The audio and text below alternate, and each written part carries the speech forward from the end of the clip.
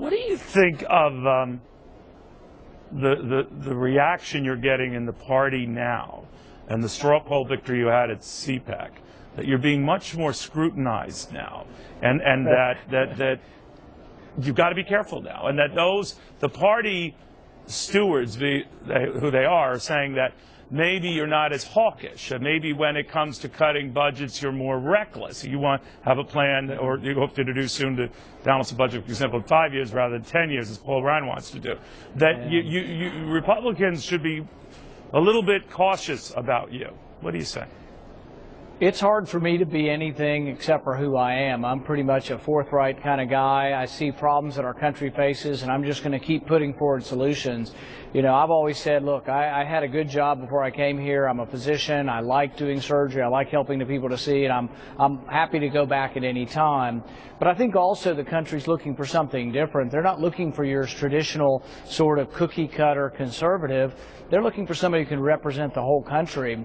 And I think that the ideas that I'm talking about could help Republicans grow in areas like California, New England, Illinois, states that have given up on Republicans. So we do have to think about new ideas if we're going to be competitive as a national party.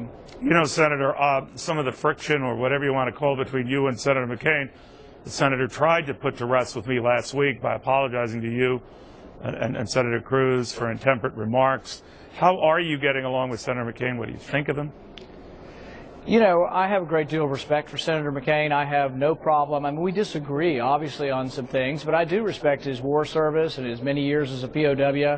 And he is a voice for people who believe in national security.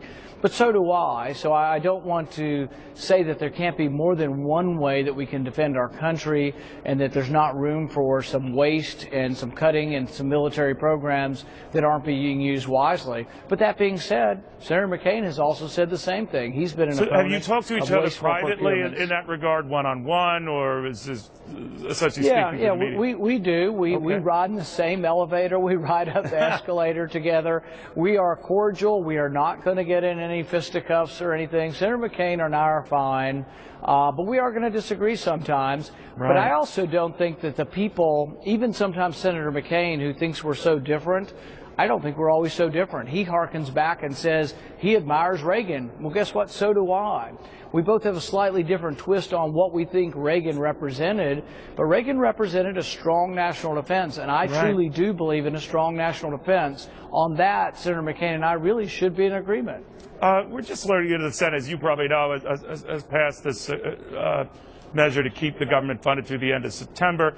But I just had Charlie Rangel here earlier at the broadcast, Senator, who was saying the fact that the president hasn't submitted a budget yet, that these things are notoriously late on all counts, well, they're not to be taken too seriously, because the bottom line is they're really worth the paper they're printed on. I'm really paraphrasing here, but I do think that's the gist of what he said.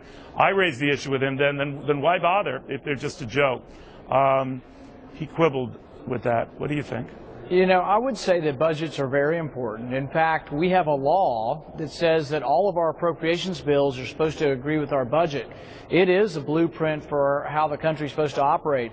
You don't find almost any business in America that doesn't have a budget. From a business that grosses $200,000 to $200 million, they have a budget and a plan for how they spend their money. They pay attention to their revenue. The difference is every business in America says that they cannot spend more than comes in. They have to pay interest if they borrowed money, but their balance sheet has to equal each year, and they can't do it for very long where it doesn't. Our country needs to be run more like a business, and that's our problem, is that it's not. And I think we're running the country into the ground by, borrowing $1 trillion every year, and it can't go on. Are you running for president? Let's say I want to be part of the national debate. Haven't made any decision on anything other than I will run for re-election in the U.S. Senate. Right. But I do want to be part of the national debate and growing the Republican Party so we can win again nationally. Senator Rand Paul, it's always a pleasure, sir. Thank you very much. Thank you.